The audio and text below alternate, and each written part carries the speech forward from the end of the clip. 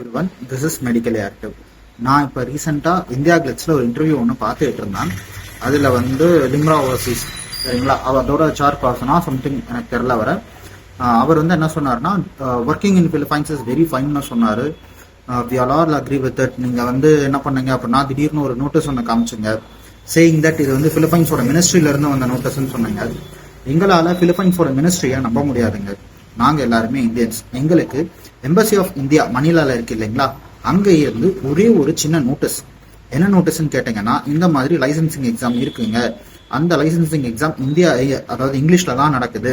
Indian ஸ்டூடெண்ட்ஸுக்கு பிலிப்பைன்ஸ்ல படிக்கிறது 100% safe. அவங்க நாளைக்கு இந்தியாவுக்கு வந்து ப்ராக்டிஸ் பண்ண முடியும் அப்படிங்கிறதுக்கான ஒரு சின்ன சர்டிஃபிகேட் உங்களால் காட்ட முடியுமா? அண்ட் செகண்ட்லி, என்னோட இன்னொரு கொஸ்டின் என்னன்னு கேட்டீங்க அப்படின்னா, as per NMC ரூல்ஸ், ஒரு டிகிரியோட எந்த ஒரு பார்ட்டையுமே நம்ம இந்தியாவில் பண்ணக்கூடாது இல்லைங்களா. அதாவது பிஎஸ்ஆ இருக்கட்டும், மற்றதா இருக்கட்டும். எனக்கு தெரிஞ்சு பிலிப்பைன்ஸ்ல பிஎஸ் இல்லாம எப்படி எம்டி கொடுக்குறாங்கன்னு எனக்கு தெரியலைங்க. ஒருவேளை பிஎஸ் இருந்தது அப்படின்னா அது பிஎஸ் பிளஸ் எம்டின்னு தானே ஆகும்.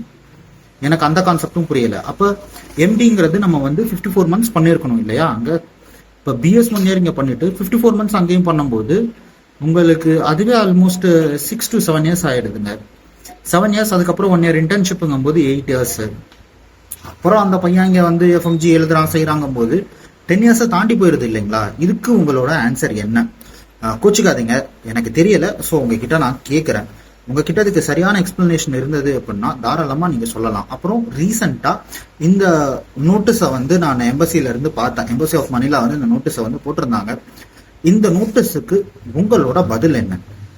அதை மட்டும் கொஞ்சம் கிளியரா எங்களுக்கு எக்ஸ்பிளைன் பண்ணீங்கன்னா we are very fine with Limra Overseas.